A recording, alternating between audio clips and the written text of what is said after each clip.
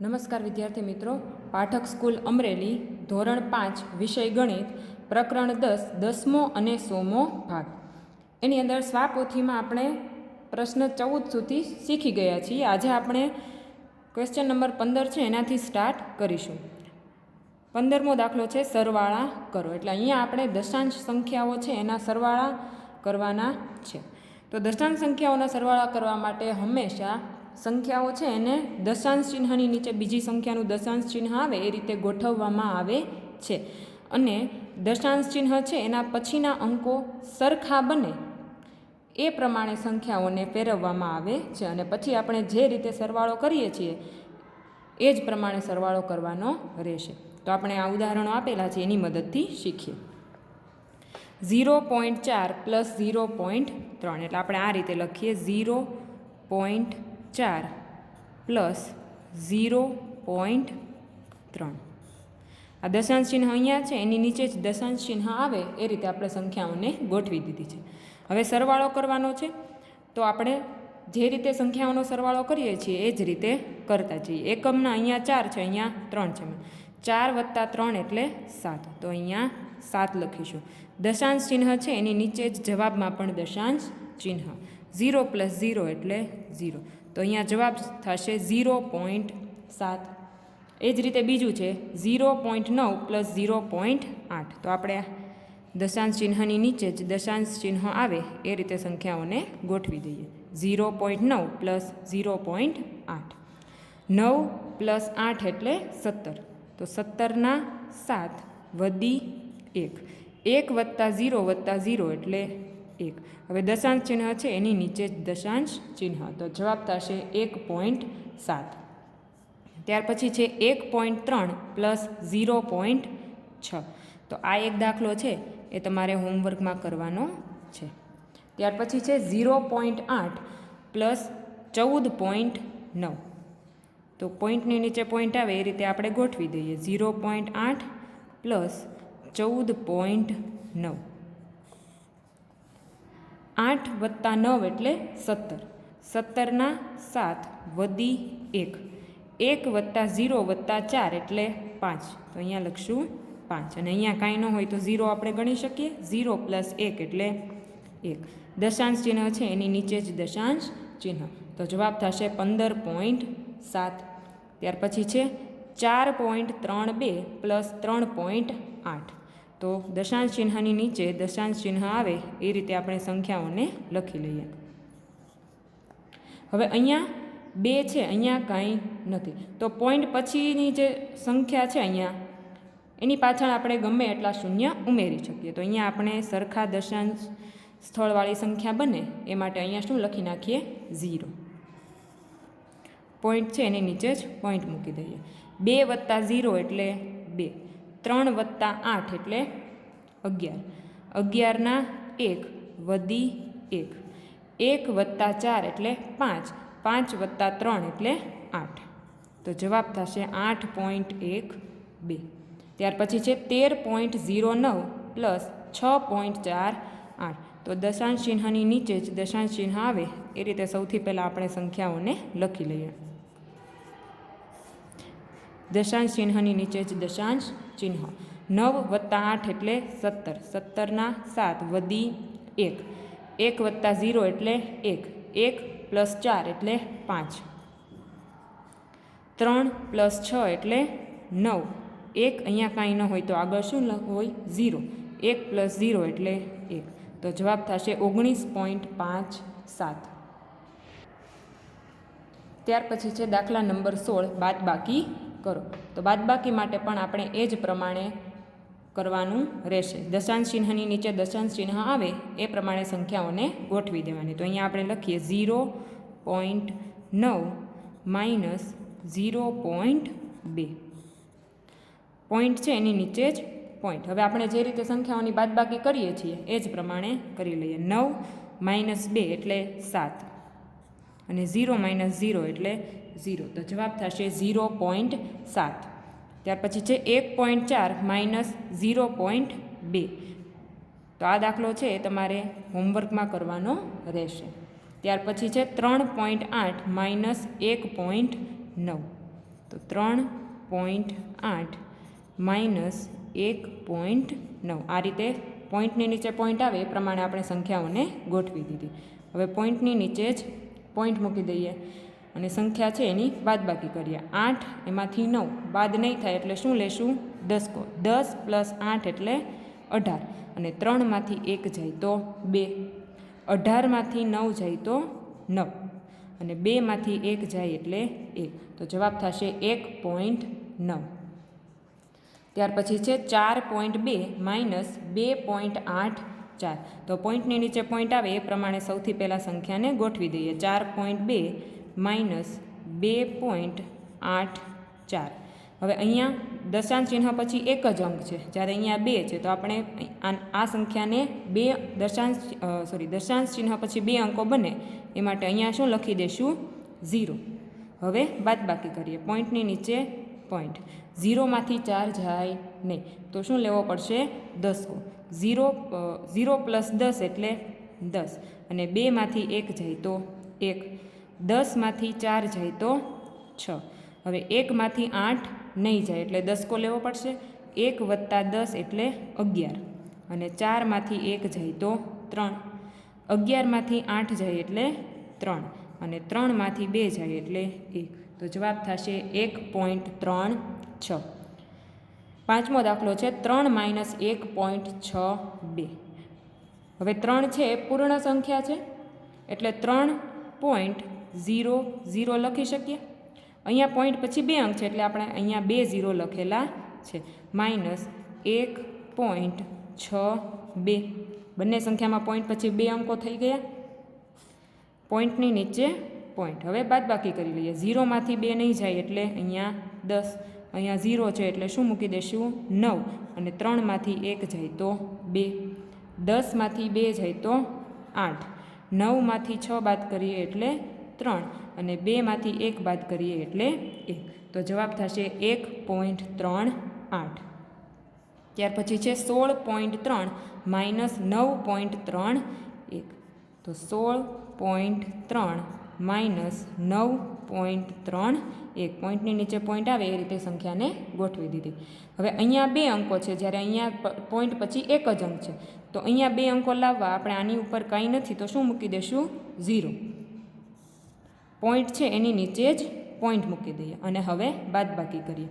0માંથી 1 ન જાય એટલે દસકો લેશું. અહીંયા 10 આવશે. 3માંથી 1 જાય તો 2. 10માંથી 1 જાય તો 9. 2માંથી 3 નહીં જાય એટલે ફરી પાછો દસકો લઈએ. 10 + 2 એટલે 12. 6માંથી 1 જાય તો 5. 12માંથી 3 જાય તો 9 અને 5માંથી 9 બાદ નહીં કરી શકાય એટલે ફરી આપણે દસકો લઈશું. 5 + 10 એટલે 15. 1માંથી 1 જાય તો 0. 15માંથી 9 જાય તો 6. 0માંથી અહીંયા 0 લખી શકાય. 0માંથી 0 જાય તો 0. આગળ 0 લખવાની જરૂર નથી એટલે જવાબ થશે 6.99. તો આ રીતે આપણે દશાંશ સંખ્યાઓ છે એના સરવાળા બાદબાકી કરી શકીએ છીએ. ત્યાર પછી દાખલા નંબર 17 છે સાચા જોડકા જોડો. તો એમાં પહેલું છે 0.4 + 0.2. જો તમને અહીંયાથી જ ડાયરેક્ટ સરવાળા બાદબાકી આવડી જાય તો એ પ્રમાણે પણ તમે જોડી શકો. હું અહીંયા તમને સરવાળા બાદબાકી કરી અને બતાવું છું. 0.4 + 0.2. પોઈન્ટની નીચે પોઈન્ટ આવે એ રીતે ગોઠવી દીધા. 4 + 2 એટલે 6. પોઈન્ટની નીચે પોઈન્ટ અને 0 + 0 એટલે 0. તો પહેલો જે દાખલો છે એનો જવાબ થશે 0.6. તો એને આપણે અહીંયા ઓપ્શન સી સાથે જોડી દઈએ.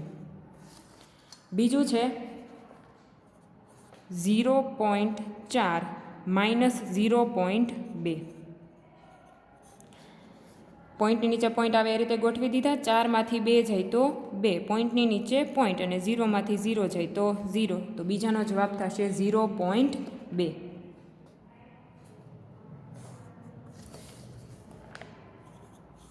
ત્રીજું છે 0.04 + 0.02. 4 + 2 એટલે 6. 0 + 0 એટલે 0. પોઈન્ટની નીચે પોઈન્ટ અને 0 + 0 એટલે 0. તો ત્રીજાનો જવાબ થશે 0.06.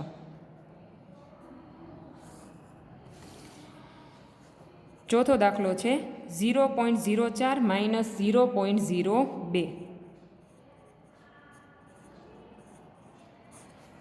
4 માઇનસ 2 એટલે 2. 0માંથી 0 જાય તો 0. પોઈન્ટની નીચે પોઈન્ટ અને 0 માઇનસ 0 એટલે 0. તો ચોથો દાખલો છે એનો જવાબ થશે 0.02. ત્યાર પછી છે 0.4 પ્લસ 0.02. પોઈન્ટની નીચે પોઈન્ટ આવે એ રીતે આપણે સંખ્યાઓને ગોઠવી દીધી. હવે અહીંયા દશાંશ ચિહ્ન પછી 2 અંકો છે, અહીંયા એક જ છે, તો અહીંયા આપણે શું મૂકી દઈશું? 0. 0 પ્લસ 2 એટલે 2. 4 પ્લસ 0 એટલે 4. પોઈન્ટની નીચે પોઈન્ટ. 0 પ્લસ 0 એટલે 0. તો આનો જવાબ થશે 0.42. અને છેલ્લું છે 0.4 માઇનસ 0.02. અહીંયા પોઈન્ટ પછી 2 અંકો છે, તો અહીંયા પણ 2 અંક કરવા માટે શું મૂકી દઈએ? 0. 0માંથી 2 જશે નહીં એટલે 10 લેશું. અહીંયા 10. 4માંથી 1 જાય તો 3. 10માંથી 2 જાય તો 8. 3માંથી 0 જાય તો 3. પોઈન્ટની નીચે પોઈન્ટ. 0માંથી 0 જાય તો 0. એટલે આનો જવાબ થશે 0.38.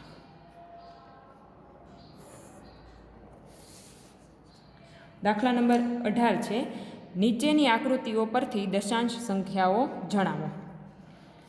તો અહીંયા કેટલાક ભાગો આપેલા છે ટોટલ, અને એમાંથી અમુક ભાગો છે એ રંગેલા છે, અને એ ભાગને આપણે દશાંશ સંખ્યા સ્વરૂપે દર્શાવવાનું છે.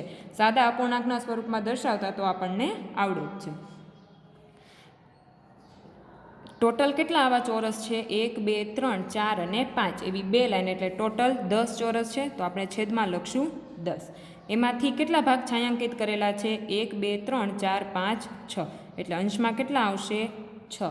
હવે 6 છેદમાં 10. છેદમાં 10 છે એટલે છેલ્લેથી એક અંક પછી પોઈન્ટ આવે. 6 આગળ પોઈન્ટ કાંઈ નથી, આગળ કાંઈ નથી તો 0. એટલે જવાબ થશે 0.6. બીજું જોઈએ, ટોટલ કેટલા ભાગ કરેલા છે વર્તુળના? 1, 2, 3, 4, 5, 6, 7, 8, 9 અને 10. એટલે છેદમાં આવશે 10. એમાંથી કેટલા ભાગ રંગેલા છે? 1, 2, 3 અને 4. એટલે અંશમાં લખશું 4. હવે છેદમાં 10 છે તો છેલ્લેથી એક અંક પછી પોઈન્ટ મૂકી દઈએ. 4 આગળ પોઈન્ટ, આગળ કાંઈ નથી તો 0. એટલે 0.4. ત્યાર પછી અહીંયા ટોટલ કેટલા ભાગો છે? 10. એટલે છેદમાં 10. એમાંથી કેટલા ભાગ રંગેલા છે? 1, 2, 3 અને 4. તો અહીંયા આવશે 4 બરાબર. છેદમાં 10 છે એટલે છેલ્લેથી એક અંક પછી પોઈન્ટ. 4 આગળ પોઈન્ટ, આગળ કાંઈ નથી તો 0. ત્યાર પછી હવે આગળ જોઈએ, ટોટલ કેટલા ભાગ કરેલા છે? 1, 2, 3, 4, 5, 6, 7, 8, 9, 10, 11, 12, 13, 14, 15 અને એવી 2 લાઈન, એટલે ટોટલ કેટલા ભાગ થઈ જશે? 30. તો અહીંયા આપણે છેદમાં લખશું 30. એમાંથી ટોટલ કેટલા ભાગ રંગેલા છે? 1, 2, 3, 4 અને 5. તો 5 છેદમાં 30. હવે અહીંયા આપણે છેદ પણ ઉડાડી શકીએ. 5, 30 એટલે 5 ગુણ્યા 6 થાય. આ 5 અને આ 5 ઉડી જશે તો જવાબ થશે 1/6. આ જે જવાબ છે એને આપણે સાદા અપૂર્ણાંકમાં જ રાખીએ છીએ અને આપણે દશાંશમાં ફેરવતા નથી, કારણ કે હજી સુધી તમે એ આવી સંખ્યાઓને દશાંશ સંખ્યાઓમાં કેવી રીતે ફેરવવું એ શીખ્યા નથી. 5મી આકૃતિ છે એમાં ટોટલ કેટલા ખાનાઓ બને છે? 1, 2, 3, 4, 5, 6, 7, 8 અને એવી ઊભી કેટલી લાઈન છે? 1, 2, 3, 4 અને 5. તો 8 ગુણ્યા 5 એટલે 40 ચોરસ થશે. તો છેદમાં લખીએ 40. એમાંથી કેટલા ભાગ રંગેલા છે? 1, 2, 3, 4, 5, 6, 7 અને 8. 8 છેદમાં 40. 8 પંચા 40 થાય. એટલે અહીંયા 8 ગુણ્યા 1 અને 40 એટલે 8 ગુણ્યા 5. અંશમાંથી 8 અને છેદમાંથી 8 ઉડી જશે તો જવાબ થશે 1/5. આને તમે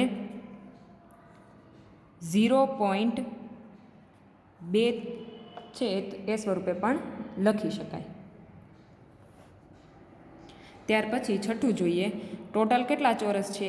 1, 2, 3, 4, 5, 6, 7, 8, 9 અને 10 અને એવી કેટલી લાઈન છે? 1, 2, 3, 4 5 6 7 8 9 અને 10. તો આ લાઇનમાં પણ 10 અને આ લાઇનમાં એવી 10 લાઇન છે. તો 10 ગુણ્યા 10 એટલે 100. તો ટોટલ 100 ચોરસ છે. એમાંથી કેટલા ચોરસ રંગેલા છે? 1 2 3 4 અને 5. તો આમ એક આડી હરોળમાં 5 છે અને એવી ઊભી 10 હરોળ છે, એટલે 50 ચોરસ રંગેલા છે એમ કહી શકાય. 50 છેદમાં 100. છેદમાં 100 છે એટલે છેલ્લેથી 2 અંકો પછી પોઈન્ટ મૂકી શકાય. તો 0 5 આગળ પોઈન્ટ, આગળ કોઈ સંખ્યા નથી એટલે 0. તો આને લખી શકાય 0.50. ત્યાર પછી જોઈએ 1 2 3 4 5 6 7 8 9 અને 10. અને એવી 10 લાઈન છે, એટલે ટોટલ કેટલા ચોરસ થશે? 100 ચોરસ. એમાંથી કેટલા ચોરસ રંગેલા છે? તો 1 2 3 અને 4 એટલે આટલા 40 ચોરસ થઈ જશે. 41 42 43 44 45 46 47 અને 48. તો 48 ચોરસ છે એ છાંયાંકિત કરેલા છે, એટલે અંશમાં લખી લઈએ 48. હવે છેદમાં 100 છે એટલે છેલ્લેથી 2 અંક પછી પોઈન્ટ. 8 4 એની આગળ પોઈન્ટ, આગળ કોઈ સંખ્યા નથી એટલે 0. તો જવાબ થશે 0.48. આઠમું જોઈએ. એની અંદર કેટલા ચોરસ છે?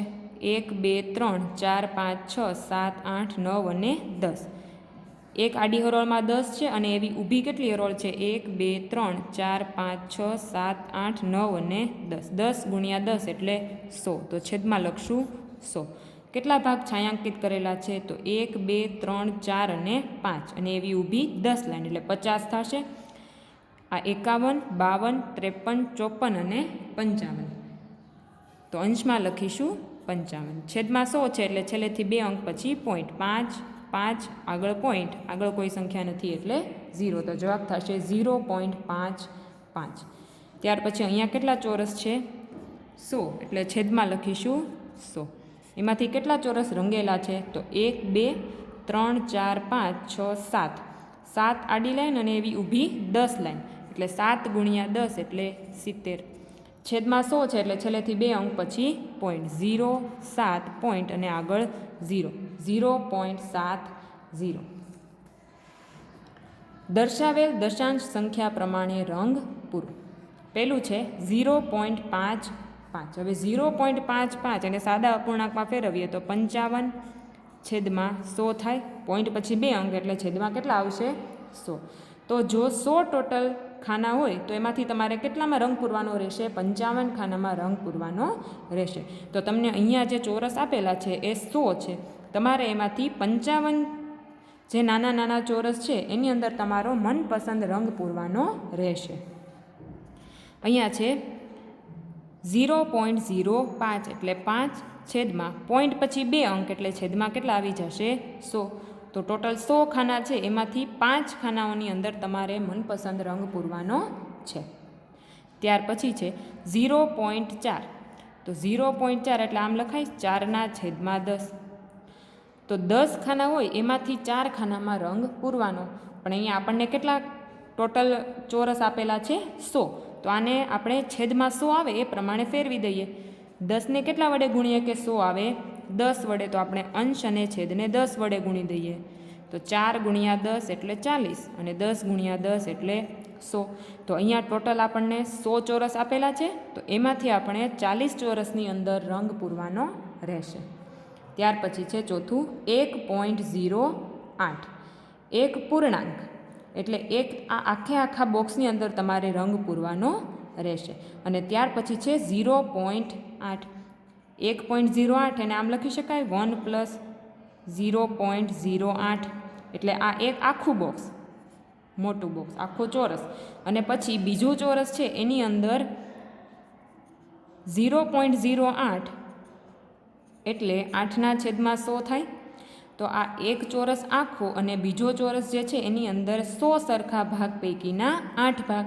તો તમારે આ ચોરસ આખો રંગવાનો રહેશે અને આ જે ચોરસ છે મોટો એની અંદર 100 સરખા ભાગ કરેલા છે, તો એની અંદરથી કોઈ પણ 8 નાના ચોરસની અંદર મનપસંદ રંગ પૂરવાનો રહેશે. ત્યાર પછી છે દાખલા નંબર 20. નીચે આપેલી કોષ્ટકની વિગત પરથી પ્રશ્નોના જવાબ લખો. તો સૌથી પહેલાં આપણે કોષ્ટક સમજી લઈએ. તો કોષ્ટક છે એની અંદર આ અહીંયા દેશ દર્શાવેલા છે, જુદા જુદા દેશના નામ છે. પછી એનું નાણું એટલે કે એનું જે ચલણ છે એનું નામ આપેલું છે અને ભારતીય રૂપિયામાં રૂપાંતર કરેલું છે. એટલે કે $1 બરાબર 64.03 ભારતીય રૂપિયા થશે. 1 પાઉન્ડ બરાબર 85.55 ભારતીય રૂપિયા થશે. તો એ પ્રમાણે અહીંયા આપણને જુદા જુદા દેશ, એનું નાણું અને એનું ભારતીય રૂપિયામાં રૂપાંતર આપેલું છે. આના આધારે આપણે કેટલાક જે પ્રશ્નો આપેલા છે એના જવાબ આપવાના રહેશે. તો હવે આપણે પ્રશ્નો જોઈએ. આ ભાવ 22/12/2017 રોજનો છે. આ ભાવ રોજે રોજ બદલાતા હોય એટલે આપણને એક ડેટ આપેલી છે કે આ દિવસનો ભાવ અહીંયા કોષ્ટકમાં દર્શાવેલો છે. પહેલો પ્રશ્ન છે, ઉપરોક્ત યાદીમાંથી કયા દેશનું નાણું ભારતીય રૂપિયામાં સૌથી વધારે કિંમત દર્શાવે છે? તો કયું નાણું છે, કયા દેશનું નાણું છે એ ભારતીય રૂપિયામાં સૌથી વધારે કિંમત દર્શાવે છે? તો અહીંયાથી જોઈએ. સૌથી પહેલાં તો બધી દશાંશ સંખ્યાઓ છે એટલે આપણે પોઈન્ટની આગળની સંખ્યાઓ સરખાવીશું. અહીંયા 64 છે, અહીંયા 85, 9, 8, 0, 0, 0, 75, 49, 5, 0 અને 47. તો સૌથી મોટી સંખ્યા કઈ છે? 85, બરાબર. અને એ કયા દેશનું નાણું છે? પાઉન્ડ છે. અને એ કયા દેશનું નાણું છે? ઇંગ્લેન્ડ દેશનું નાણું છે. તો જવાબ આવશે ઇંગ્લેન્ડ.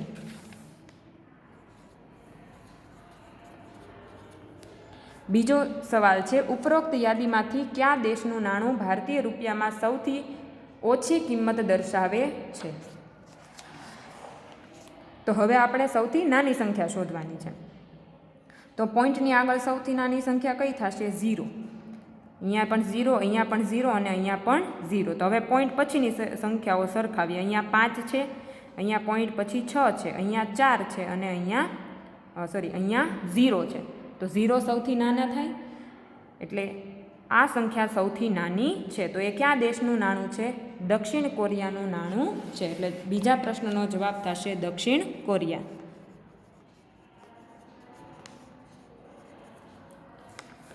સમીરના કાકા અમેરિકાથી તેના માટે ભેટ તરીકે $50 મોકલે છે. તો ભારતીય ચલણ પ્રમાણે તેની પાસે કેટલા રૂપિયા થાય? $, આપેલા છે, આપણે ભારતીય ચલણમાં એની કિંમત શોધવાની છે. જોઈએ આપણે. અહીંયા છે USA અને એનું ચલણી નાણું છે એ ડોલર છે એટલે $. તો એનું ભારતીય રૂપિયામાં રૂપાંતર આપેલું છે 64.03. તો આપણે આ રીતે લખી શકીએ, $1 બરાબર 64.03 ભારતીય રૂપિયા.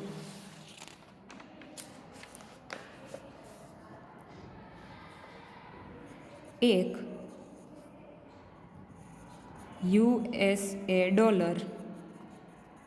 બરાબર 64.03 ભારતીય રૂપિયા. તેથી $50 બરાબર 50 ગુણ્યા 64.03, ચોકડી ગુણાકાર કરીએ. 50 ગુણ્યા 64.03 છેદમાં 1 બરાબર. હવે છેદમાં 1 લખવાની જરૂર નથી. અહીંયા આપણે લખીએ 50 ગુણ્યા 64.03 છે એટલે 6403 છેદમાં પોઈન્ટ પછી 2 અંક હતા એટલે કેટલા લખી શકાય? 0. હવે અહીંયાથી છેલ્લેથી 1 0 અને આ 1 0 કેન્સલ થઈ જશે. બરાબર 6403 ગુણ્યા 5 કરીએ અને એને ભાગ્યા 10 કરીએ.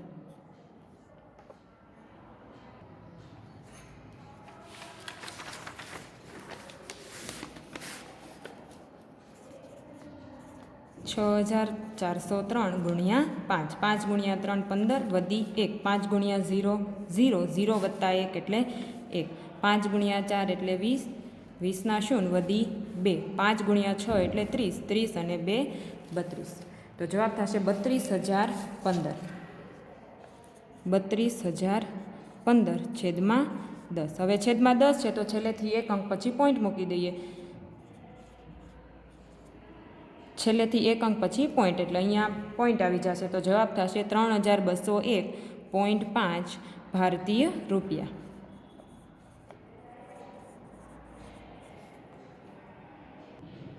ત્યાર પછીનો પ્રશ્ન છે, દર્શનાના કાકી તેના માટે ચીનથી એક ભેટ લાવે છે. તેની કિંમત 100 યુઆન છે. તેની ભારતીય ચલણ પ્રમાણે કેટલી કિંમત થાય? તો ચીનથી ભેટ લાવે છે અને એની કિંમત છે 100 યુઆન. તો અહીંયા છે ચીન, એનું ચલણી નાણું યુઆન અને એનું ભારતીય રૂપિયામાં રૂપાંતર આપેલું છે 9.74. એટલે 1 યુઆન બરાબર 9.74 ભારતીય રૂપિયા. તો એ પ્રમાણે ત્રિરાશિ મૂકી અને આપણે ગણીએ. 1 યુઆન બરાબર 9.74 ભારતીય રૂપિયા. 9.74 ભારતીય રૂપિયા. એ કેટલા યુઆન લઈને આવે છે? 100. તો 100 યુઆન બરાબર ચોકડી ગુણાકાર 100 ગુણ્યા 9.74 ભાગ્યા 1. હવે 100 ગુણ્યા 9.74 એટલે 974. પોઈન્ટ પછી 2 અંક છે એટલે છેદમાં 100 આવી જાય. ભાગ્યા 1 કરવાની જરૂર નથી. આ અંશમાંથી 100 અને છેદમાંથી 100 ઉડી જશે. તો જવાબ થશે 974 ભારતીય રૂપિયા. ત્યાર પછી 5મો દાખલો છે, સંજયભાઈને 60 રૂપિયાના બદલામાં કેટલા વોન મળે?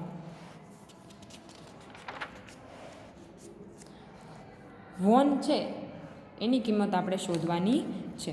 વોન એનું ભારતીય ચલણમાં રૂપાંતર છે 0.06.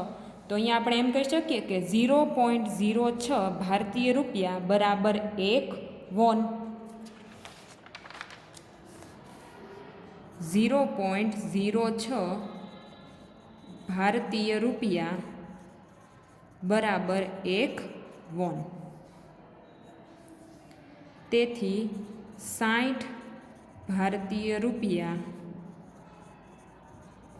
બરાબર 60 ગુણ્યા 1 છેદમાં 0.06. 0.06. હવે આનું સાદુરૂપ આપીએ. 60 ગુણ્યા 1 એટલે 60 છેદમાં 0.06 છે એટલે 6 છેદમાં 100. હવે જ્યારે પણ આ રીતે કંઈક આવે કે છેદની અંદર કોઈ અપૂર્ણાંક હોય તો એનો છેદ છે એ ક્યાં જતો રહેશે? અંશમાં. એટલે જવાબ થશે 60 ગુણ્યા 100 ભાગ્યા 6. 60 છે એને આપણે આ રીતે લખી શકીએ 6 ગુણ્યા 10 એને ગુણ્યા 100 છેદમાં 6. આ અંશમાંથી 6 અને છેદમાંથી 6 ઉડી જશે. તો જવાબ થશે 1000. 10 ગુણ્યા 100 એટલે 1000 વોન. ત્યાર પછી છે, દિલીપભાઈને 819 રૂપિયાના બદલામાં કેટલા હોંગકોંગ ડોલર મળશે?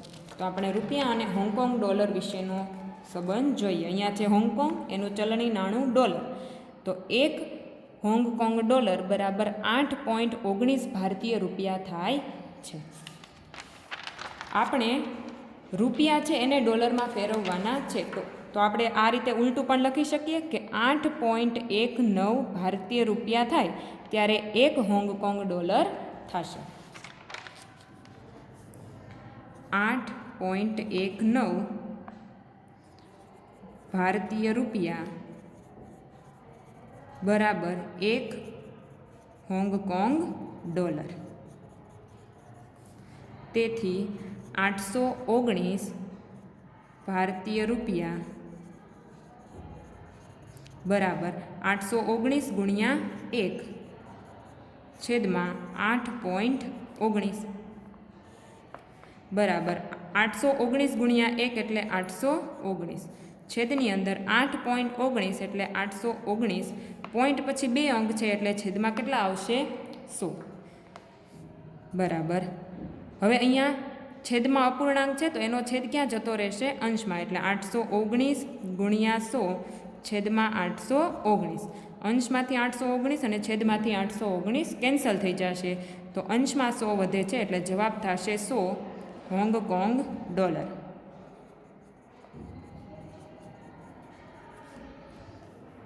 બીજું છે સુરેશભાઈ, દીપકભાઈ અને રાકેશભાઈ અનુક્રમે જાપાન, નેપાળ અને શ્રીલંકામાં કામ કરે છે. જો દરેકને ત્યાંના ચલણ મુજબ પગાર પેટે 10,000 રકમ ચૂકવાતી હોય તો ભારતીય ચલણ પ્રમાણે કોને વધારે રૂપિયા મળે? તો આપણે અહીંયા 3 ભાગની અંદર સુરેશભાઈ, દીપકભાઈ અને રાકેશભાઈ વિશે એમની જે કંઈ પગાર છે એને ભારતીય ચલણમાં ફેરવી દઈએ અને પછી કોને વધારે રૂપિયા મળે છે એ જોઈએ. તો પહેલું છે સુરેશભાઈ.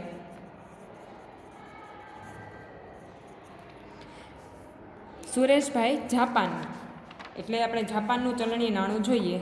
યેન છે એને 10,000 યેન મળશે. 1 યેન બરાબર 0.56 રૂપિયા. 1 યેન બરાબર 0.56 રૂપિયા. એને કેટલી રકમ મળે છે? 10,000. તો 10,000 યેન બરાબર 10,000 ગુણ્યા 0.56 ભાગ્યા 1 બરાબર 10,000 ગુણ્યા 0.56 એટલે 56/100. આ ભાગ્યા 1 લખવાની જરૂર નથી. આ 0 અને આ 0 કેન્સલ, અહીંયાથી 0 અને અહીંયાથી 0 કેન્સલ. 100 ગુણ્યા 56 એટલે 5600 ભારતીય રૂપિયા. ત્યાર પછી બીજું છે દીપકભાઈ. દીપકભાઈ નેપાળની અંદર કામ કરે છે, તો આપણે નેપાળ વિશે જોઈએ. નેપાળ એનું નાણું છે રૂપિયા અને એની ભારતીય ચલણમાં કિંમત છે 0.62. તો 1 નેપાળ રૂપિયો બરાબર 0.62 ભારતીય રૂપિયો. 1 રૂપિયો કાઉન્સમાં રાખીએ નેપાળ બરાબર 0.62 ભારતીય રૂપિયા. 0.62 ભારતીય રૂપિયા. હવે એને પગાર સ્વરૂપે કેટલા મળે છે? 10,000. તો 10,000 રૂપિયા નેપાળના, બરાબર, એટલે કાઉન્સમાં નેપાળ બરાબર ચોકડી ગુણાકાર 10,000 ગુણ્યા 0.62 ભાગ્યા 1 બરાબર 10,000 ગુણ્યા 0.62 એટલે 62/100. છેદમાં 1 લખવાની, આ ભાગ્યા 1 કરવાની જરૂર નથી. અહીંયાથી 0 અને અહીંયાથી 0 કેન્સલ, આ 0 અને આ 0 કેન્સલ. 100 ગુણ્યા 62 એટલે 6,200 ભારતીય રૂપિયા. ચોથું છે રાકેશભાઈ, ત્રીજું છે રાકેશભાઈ અને એ શ્રીલંકામાં કામ કરે છે. તો શ્રીલંકા માટે એનું ચલણ છે રૂપિયો અને એની ભારતીય ચલણમાં કિંમત છે 0.41. તો આપણે આ રીતે લખી શકીએ 1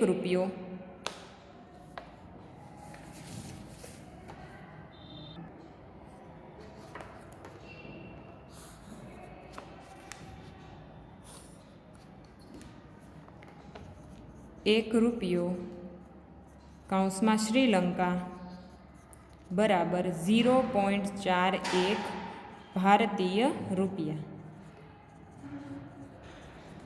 તેથી 10,000 રૂપિયા શ્રીલંકામાં બરાબર 10,000 ગુણ્યા 0.41 ચોકડી ગુણાકાર 10,000 ગુણ્યા 0.41 ભાગ્યા 1 બરાબર 10,000 ગુણ્યા 0.41 એટલે 41/100. ભાગ્યા 1 કરવાની જરૂર નથી. આ 0 અને 0 કેન્સલ, આ 0 અને આ 0 કેન્સલ. 100 ગુણ્યા 41 એટલે 4100 ભારતીય રૂપિયા.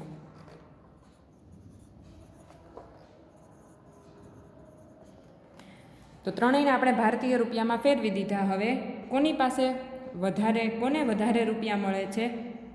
તો અહીંયા 5600, 6200 અને 41. તો 6200 વધારે થશે એટલે દીપકભાઈને વધારે રૂપિયા મળે છે.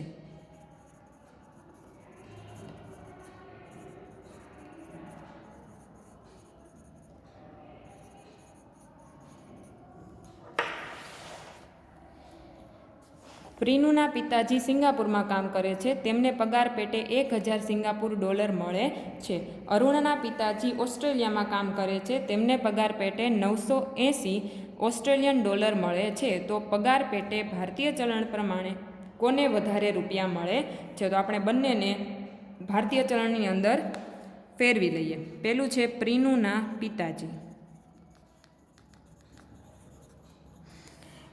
એને સિંગાપુર ડોલર મળે છે, 1000 સિંગાપુર ડોલર. તો આપણે 1 સિંગાપુર ડોલર બરાબર 47.50 રૂપિયા થાય છે. 1 સિંગાપુર ડોલર બરાબર 47.50 ભારતીય રૂપિયા. હવે એને 1000 સિંગાપુર ડોલર મળે છે. તો 1000 સિંગાપુર ડોલર બરાબર ચોકડી ગુણાકાર 1000 ગુણ્યા 47.50 ભાગ્યા 1 બરાબર 1000 ગુણ્યા 47.50 એટલે 4750 છેદમાં અહીંયા પોઈન્ટ પછી 2 અંક છે એટલે છેદમાં કેટલા આવી જશે? 100. આ 0 અને આ 0 કેન્સલ, અહીંયાથી 0 અને અહીંયાથી 0 કેન્સલ. 10 ગુણ્યા 4750 એટલે 47500 ભારતીય રૂપિયા. બીજું છે અરુણના પિતાજી.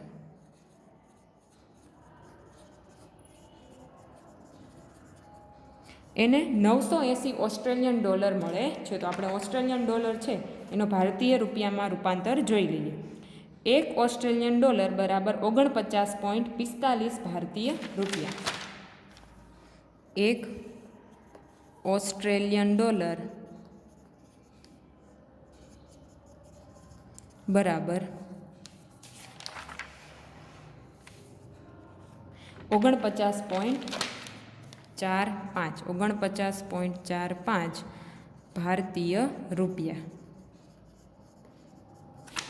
હવે એને 980 ઓસ્ટ્રેલિયન ડોલર મળે છે. તેથી 980 ઓસ્ટ્રેલિયન ડોલર બરાબર ચોકડી ગુણાકાર 980 ગુણ્યા 49.45 ભાગ્યા 1 બરાબર 980 ગુણ્યા 49.45 એટલે 4945. પોઈન્ટ પછી 2 આંકડા છે એટલે કેટલા આવશે? 100. આ 0 અને આ 0 કેન્સલ. હવે 98 એટલે 2 ગુણ્યા 49 અને 4945 છે એને 5 વડે ભાગીએ તો 4945 ભાગ્યા 5, 5 9 45, 49માંથી 45 જાય તો 4, ઉપરથી ઉતારશું 4, 5 8 40, શેષ વચ્ચે 4, ઉપરથી ઉતારશું 5, 5 ગુણ્યા 9 એટલે 45. તો 4945 છે ને આપણે આ રીતે લખી શકીએ 5 ગુણ્યા 989 છેદમાં 10 એટલે 2 ગુણ્યા 5. તો આ 2 અને 2 કેન્સલ, આ 5 અને આ 5 કેન્સલ. તો 489 ગુણ્યા 49,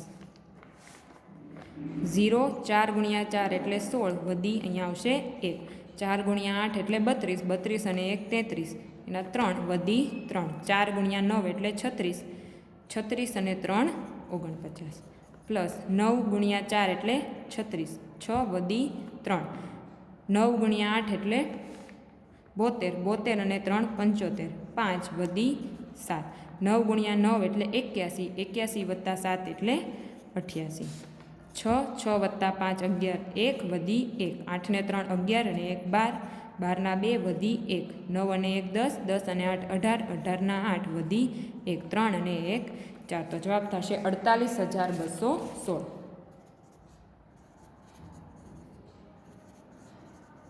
તો કોને વધારે રૂપિયા મળે છે?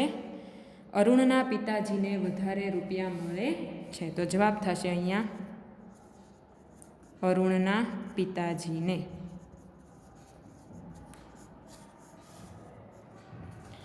બીજું છે દાખલા નંબર 21. નીચે કોષ્ટકમાં અમદાવાદ શહેરનું 3 દિવસનું તાપમાન દર્શાવેલ છે, તેના આધારે પ્રશ્નોના જવાબ લખો.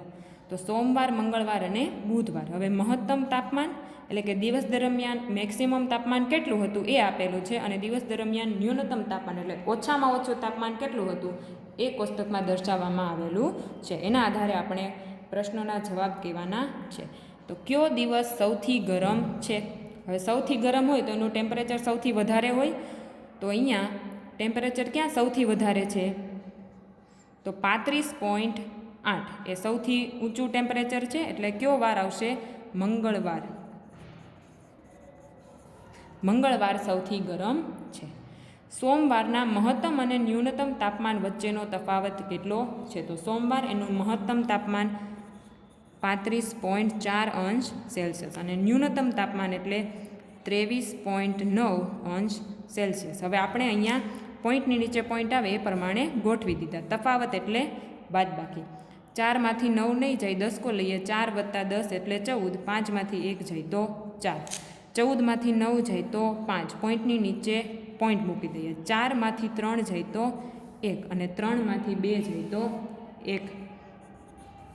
તો તફાવત થશે 11.5 અંશ સેલ્સિયસ. બુધવારના મહત્તમ અને ન્યૂનતમ તાપમાન વચ્ચેનો તફાવત જણાવો. તો આ દાખલો છે એ તમારે હોમવર્કમાં કરવાનો છે. અહીંયા જે રીતે આપણે સોમવાર માટે શોધેલું છે એ જ પ્રમાણે તમારે બુધવાર માટે શોધવાનું છે. સોમવારનું ન્યૂનતમ તાપમાન બુધવારના ન્યૂનતમ તાપમાન કરતાં વધારે છે કે ઓછું અને કેટલું? તો સોમવારનું ન્યૂનતમ તાપમાન છે એ 23.09 અંશ સેલ્સિયસ છે અને બુધવારનું ન્યૂનતમ તાપમાન 23.6 અંશ સેલ્સિયસ છે. તો કોણ વધારે થશે? અહીંયા પોઈન્ટની આગળ તો સરખી સંખ્યા છે, પોઈન્ટ પાછળ જોઈએ. આપણે સોમવારનું ન્યૂનતમ તાપમાન છે એ ઓછું છે કે વધારે એ કહેવાનું છે. તો 9 મોટા છે 6 કરતાં, એટલે સોમવારનું ન્યૂનતમ તાપમાન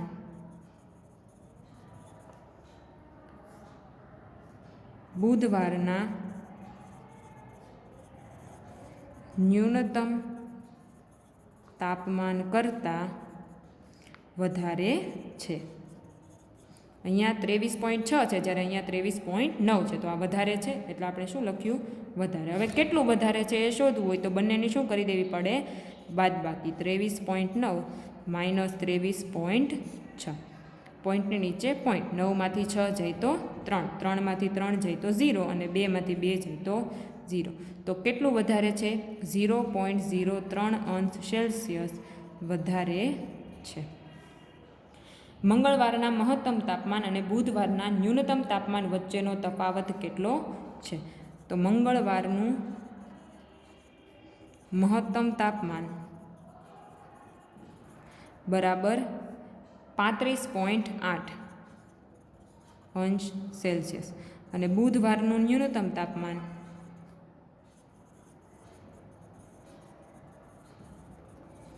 બરાબર 23.6 અંશ સેલ્સિયસ. હવે તફાવત કીધો છે તો બંનેની બાદબાકી કરી દઈએ.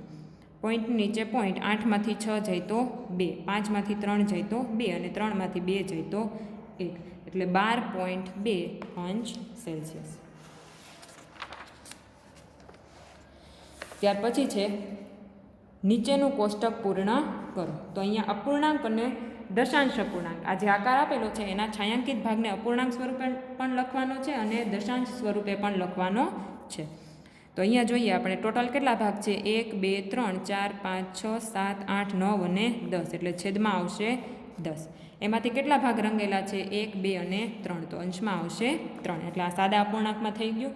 હવે આને દશાંશમાં ફેરવી દઈએ. છેદમાં 10 છે એટલે છેલ્લેથી 1 અંક પછી પોઈન્ટ, 3 એની આગળ પોઈન્ટ, આગળ કાંઈ નથી તો 0. એ જ પ્રમાણે તમારે આ છે એ હોમવર્કમાં કરવાનું છે. ત્યાર પછી જોવો અહીંયા ટોટલ કેટલા ભાગ કરેલા છે? 1, 2, 3, 4, 5, 6, 7, 8, 9 અને 10. એવી ઊભી 1 2 3 4 5 6 7 8 9 અને 10. તો 10 ગુણ્યા 10 એટલે ટોટલ 100 ભાગ કરેલા છે. તો છેદમાં લખી નાખીએ 100. એમાંથી કેટલા ભાગ રંગેલા છે? 1 2 3 4 5 6 7 8 9. તો અંશમાં લખીએ 9. હવે 100 છે છેદમાં, તો પોઈન્ટમાં ફેરવવા માટે છેલ્લેથી 2 અંક પછી પોઈન્ટ મૂકીશું. 9 આગળ કોઈ અંક ન હોય તો 0. હવે 2 અંક થઈ ગયા તો આગળ શું મૂકી દઈશું? પોઈન્ટ. આગળ કાંઈ નથી તો 0. એટલે 9ના છેદમાં 100 બરાબર 0.09. તો એ જ પ્રમાણે આ બંને છે એ તમારે હોમવર્કમાં કરવાના રહેશે. તો અહીંયા આપણું પ્રકરણ 10 પૂર્ણ થાય છે. આવતા વિડીયો લેક્ચરથી આપણે પ્રકરણ 11 વિશે સમજૂતી મેળવીશું.